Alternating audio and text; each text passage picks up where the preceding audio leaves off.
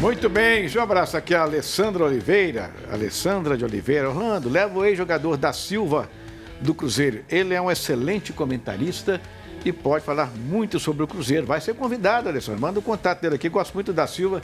Já fiz muitas entrevistas com o da Silva. Lembra dele? Muito. O pessoal mais jovem talvez não lembre dele. Lembra dele, Caio? Qual? Da Silva. Um moreninho, jogou muita bola. Peguei finalzinho de carreira. Finalzinho de carreira dele. Pois é, gente muito fina, sempre muito atencioso, educado, gosto muito dele. Vou trazê-lo sim com muito prazer. Bom, vamos então falar agora do Clube Atlético Mineiro, né? Vamos primeiro, Luiz, começando por você, fazer uma análise aí, essa mudança, o que essa derrota fez no Atlético para uma mudança tão radical, né? Por exemplo, o Alejandro não foi. Léo Silva também não. Léo Silva também não foi. Aí já, conforme a assessoria do Atlético manda pra gente, aí você pergunta, por que não foi? Opção. Aí só opção. Opção. Aí a opção foi muito criticado pode analisar. Ou falta de opção. Ou falta de opção. Talvez seja o mais 2 certo. cartões amarelos, parece que os jogadores até sabiam que estavam pendurados e provocaram. Isso aí eu não estou dizendo com convicção, com informação, né? Parecia realmente, sim. O Atlético é um time totalmente sem estabilidade, né? É um clube que está sem estabilidade para todo o setor lá. É complicado, muito complicado. O Atlético fez um belo jogo contra o Santos. Enquanto isso, Luiz, perdão, a gente está mostrando aqueles que foram convocados. Os que foram, mas não tem muito o que escolher, não. Você olha para você ver. O que o treinador...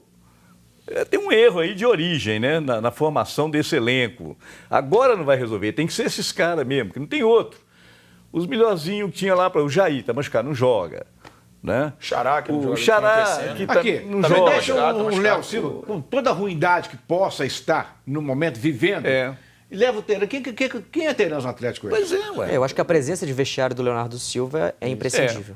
É impressionante, que engraçado que o Mancini citou isso na coletiva pós-jogo do Chapecoense. Ele citou a presença do Léo Silva, do Hever, são jogadores líderes do elenco, são importantes para o elenco, e na hora de levar, não leva. Não, o pior é que não tem uma explicação, né? Tinha que ter uma explicação. Não é para o torcedor, não é para mim, Mas não. o mais importante disso, que isso para a gestão e a liderança do grupo é complicado. Porque eu penso que o treinador de futebol hoje, além dele explicar para o atleta o que ele tem que fazer, ele tem que convencer o atleta. Sim. Não, eu acho que ele tem que dar uma satisfação para o torcedor do clube. Não é nem para a gente, não. O Léo não foi por quê? Aí tá gripado, a unha do pé dele, o dedão do pé tá encravado, ele não tá afim de jogar. Não, opção. Que opção? O cara era titular do time 3, 4 jogos, de repente não é opção mais. Então não tem uma consistência no que o cara tá fazendo. O que me deixa intrigado é ele não tá nem no banco de reservas. É a opção do Léo ficar fora da equipe em detrimento do Maidana. Porque não faz sentido. Maidana não jogou nenhuma. Se ele era titular com o Wagner Mancini, eu não vejo coerência. É um cara importante, é líder do elenco, é importante tê-lo. Aí, 24 horas depois, ele está fora da relação para o jogo seguinte. Falta transparência nisso aí. Daqui a poucos dias, vamos ter um Atlético e Cruzeiro. Pode ser um divisor de águas para as duas equipes. Se a gente pensasse, falasse disso há umas 7 ou 8 rodadas atrás, que esse jogo poderia marcar a ultrapassagem do Cruzeiro, né, diante do Atlético na tabela, parecia uma loucura. Hoje, isso está muito palpável. Com certeza. É o grande desafio, né? Porque a grande disputa é quem vai ficar na frente. O Cruzeiro só não vai passar nesse final de semana pelo número de vitórias, que o Atlético tem mais vitórias que o Cruzeiro, tem 10 contra 7. Lá na primeira fase. Lá na frente. Mas a chance, se a gente tivesse que apostar, eu apostaria que é muito mais fácil o Atlético perder e o Cruzeiro vencer nesse final de semana, o que deixaria para o Clássico a real possibilidade do Cruzeiro vencer no jogo, ultrapassar o Atlético na tabela. O mandante é o Atlético ou o Cruzeiro? É o Cruzeiro, joga no Mineirão. Mineirão. Então, e com essa divisão das torcidas, você tem sim um jogo fora de casa, é um clássico, mas o Atlético joga fora de casa contra o Cruzeiro, que vem nesse viés de alto, o Atlético no viés de baixo, então é muito palpável que no clássico o Cruzeiro ultrapasse o Atlético. Pois é, e são pequenos detalhes que às vezes o torcedor não entende assim no primeiro momento, mas depois o torcedor tão conhecedor de futebol quanto nós e tão inteligente ou até mais do que nós. Né? Por exemplo, essa mudança na cobrança do pênalti. Quem é que é o cobrador oficial? Quem é que tem feito gols? Todo mundo sabe, é o Fábio Santos. Pois é, isso que pega. Por que não foi o Fábio Santos que cobrou aquele pênalti? Podia perder também, mas ele estava acertando todos. Cabe ao treinador. Quem manda é o treinador. Tinha questão do estado quem manda é o cara. Ele estava sendo muito vaiado durante o jogo, bastante criticado pela torcida. Mas ele é o Fábio, a cada bola que ele pegava, a torcida vaiava. Eu acho que ele sentiu. Eu vou ser bem sincero, assim, mas é Apesar da achismo. experiência dele. É uma opinião. Eu acho que ele sentiu naquele momento. Eu acho que ele falou, cara, se eu perco esse pênalti, como é que eu saio do Independência hoje? Agora, pega o de Santos. De Santo, Primeira pergunta, honestamente, eu não sei responder. Não sei se você sabe. Ele tem costume de treinar pênaltis lá na... Treina pênalti. Okay. Ele fez o gol, inclusive, contra o Grêmio. né? Ele cobrou contra o Pô, Grêmio. o cara é um profissional, não é possível que o cara não sabe cobrar pênalti. A justificativa dele para bater o pênalti, quando é perguntado, né, por que ele pegou a bola do Fábio Santos... Posso pedir para te cortar? Sim, claro. Vamos ver se ele responde isso nessa... Vamos, claro. Vamos ver? Põe o de Santos aí, vamos ver se ele responde isso que o Alan ia falar aqui. No, sí mejoramos. Contra el Santos mejoramos. Yo creo que no es que no mejoramos. Como dije recién, no tenemos esa regularidad que capaz que necesitamos tener. Si tuviéramos la misma regularidad que tuvimos contra el Santos, capaz que estuviéramos mucho más arriba y no pensando en cosas negativas.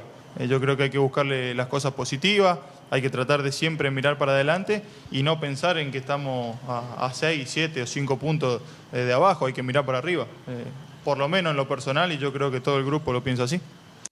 Muito bem, entendeu o que ele falou?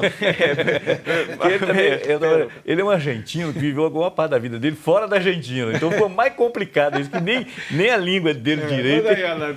E ele voltou muito no jogo contra o Santos, que eu acho que é um defeito que o Atlético está tendo nesse momento, se apegando aos pouquíssimos bons momentos. O Wagner Mancini, depois do jogo contra a Chapecoense, por exemplo, reclamou assim, citou que o gol tomado logo no início prejudicou a sequência de jogo do Atlético. Mas contra o Santos, o Atlético fez exatamente a mesma coisa a seu favor. Fez um gol logo no começo. Então, se vale fazer um gol logo no comecinho, também tem que valer. Quando você toma um gol, tem que saber lidar com uma situação desse tipo. E está muito apegado ao jogo contra o Santos. Depois do jogo contra o Santos, foram 2 péssimos jogos, contra o São Paulo e contra a Chapecoense. Então, passou da hora de reagir. Isso não significa falta de preparo? Sim. Porque não tem esse negócio de gol muito cedo, muito tarde. Gol é 90 minutos do jogo. O gol saiu numa boa hora. Toda hora é boa. Vai começar o jogo e fazer um gol. O time tem que estar preparado para isso. Você que está analisando o futebol na sua, como eu diria, toda a estrutura do futebol, não sei se o tempo está bem colocado, você pode me corrigir. A questão, por exemplo, do Ricardo Oliveira, está com 40 anos, 39, 38, sei lá, o próprio Léo. Isso, essa continuidade dele jogando todo jogo jogando mal, que influência tem isso no grupo? Eu acho que o problema do Atlético ele vai muito além disso, né? A tão palavra importante que o nosso jornalista Luiz citou é da estabilidade. E essa instabilidade de jogo a jogo, ela se dá muito pela falta de sequência de treinador. Eu acho que o último treinador do Atlético que teve uma boa sequência foi o Leverkusen na primeira passagem. De lá para cá eu já perdi a conta de quantos treinadores foram. E é o treinador que forma o elenco. Então, se você troca de treinador em 3 meses, não tem como você pegar um grupo desse que vocês estão criticando com razão, mas muito por causa da falta de um projeto de futebol, um projeto de médio e longo prazo.